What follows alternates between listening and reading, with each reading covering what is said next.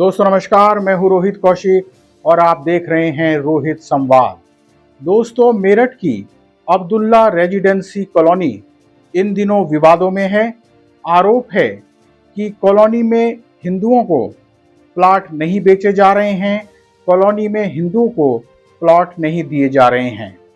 उत्तर प्रदेश के ऊर्जा मंत्री डॉक्टर सोमेंद्र तोमर ने इस मामले में शिकायत की है। डॉक्टर सोमेंद्र तोमर का कहना है कि कॉलोनी का प्रबंधन सरकारी जमीन पर कब्जा किए हुए है। साथ ही लेआउट प्लान में मस्जिद का जिक्र भी सामने आया है।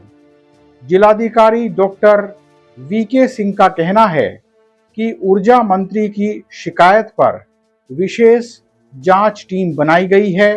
वह जांच कर रही है और प्रारंभिक जांच में यह सामने आया है कि कॉलोनी मालिक ने आवास विकास की करीब 310 मीटर सरकारी जमीन पर कब्जा कर लिया और कब्जा कर उस पर दीवार खड़ी कर दी। बहरहाल अब मेरठ प्रशासन ने इस कॉलोनी में 300 मीटर में अवैध निर्माण पर बुलडोजर चलवा दिया है। जो वहां पर दीवार थी उस पर बुलडोजर चलवा दिया है।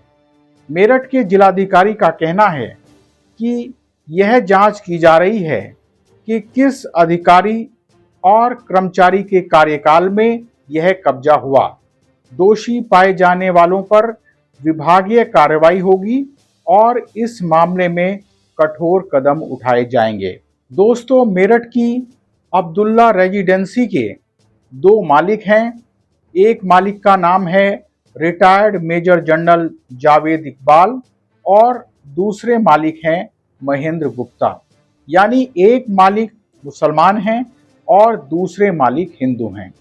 हालांकि जावेद इकबाल के भाई आबिद इकबाल का कहना है कि इस कॉलोनी के बारे में लगाए जा रहे आरोप निराधार हैं।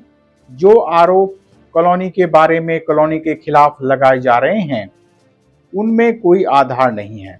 उनका कहना है कि जब इस कॉलोनी के एक मालिक मुसलमान हैं और दूसरे मालिक हिंदू हैं तो यह आरोप कैसे लगाया जा सकता है कि इस कॉलोनी में हिंदुओं को प्लॉट नहीं दिए जा रहे हैं, हिंदुओं को प्लॉट नहीं बेचे जा रहे हैं।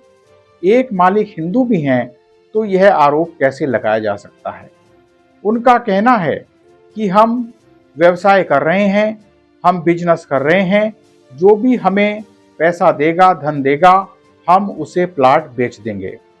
हिंदू, मुस्लिम, सिख, ईसाई कोई भी हो, हम सभी को प्लॉट दे रहे हैं, हम बिजनेस कर रहे हैं, जो हमें पैसा देगा हम उसे प्लॉट देंगे।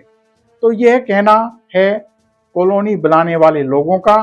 अब सवाल यह है कि इस कॉलोनी में क्या कोई हिंदू प्लॉट लेना चाह रहा है। यह कॉलोनी मेरठ में हापुड़ रोड पर स्थित है और हापुड़ रोड मुस्लिम बाहुल्य इलाका है। वहां पर मुस्लिम भाई ज़्यादा रहते हैं। क्या मुस्लिम बाहुल्य इलाके में बन रही किसी कॉलोनी में कोई हिंदू रहना चाहेगा? क्या हमने इस देश में ऐसा माहौल बनाया है, ऐसा वातावरण बनाया है कि हिंदू बाहुल्य कॉलोनी में मुसलमान रह सकें और मुस्लिम बाहुल्य कॉलोनी में हिंदू रह सकें? अगर कोई इंसान पुरखों के ज़माने से किसी जगह पर रह रहा है, यानी अगर वह पुरखों के ज़माने से मुस्लिमों के बीच रह रहा है या वो हिंदुओं के बीच रह रहा है तो वह अलग बात है।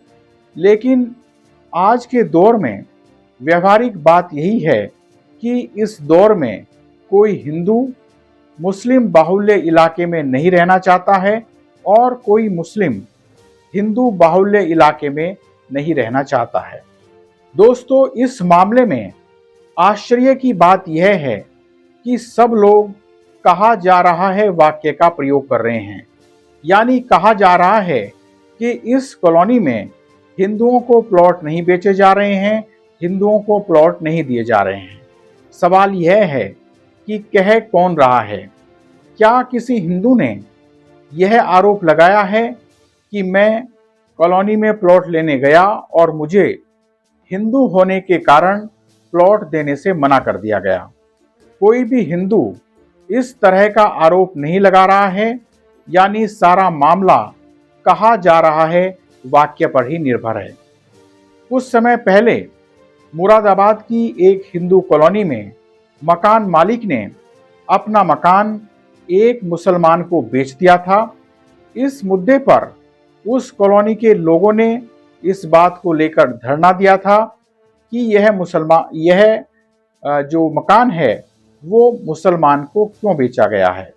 उस समय इस मुद्दे पर काफी राजनीति भी हुई थी। दोस्तों, क्या मेरठ की अब्दुल्ला रेजिडेंसी वाले मामले को जानबूझकर राजनीतिक पूर्वाग्रह के कारण तूल दिया जा रहा है? क्या जानबूझकर राजनीतिक पूर्वाग्रह के कारण इस मामले में आग सुलगाई जा रही है, या वास्तव में इस मामले में कुछ है? यह तो जांच के बाद ही सामने आ पाएगा, लेकिन इतना तो तय है कि इस दौर की सियासत हिंदू मुस्लिम एजेंडे के बिना आगे नहीं बढ़ रही है। सवाल यह है कि कॉलोनी में अवैध निर्माण की जांच अभी क्यों हो रही है? उत्तर प्रदेश में तो काफी साल से योगी जी की सरकार है, सख्त सरकार मानी जाती है। योगी सरकार के ईमानदार अफसरों को अवैध निर्माण अभी ही क्यों दिखाई दिया?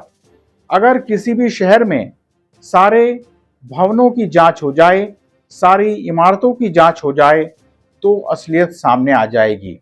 लेकिन क्या किसी भी सरकार में इस असलियत को स्वीकार करने की हिम्मत है?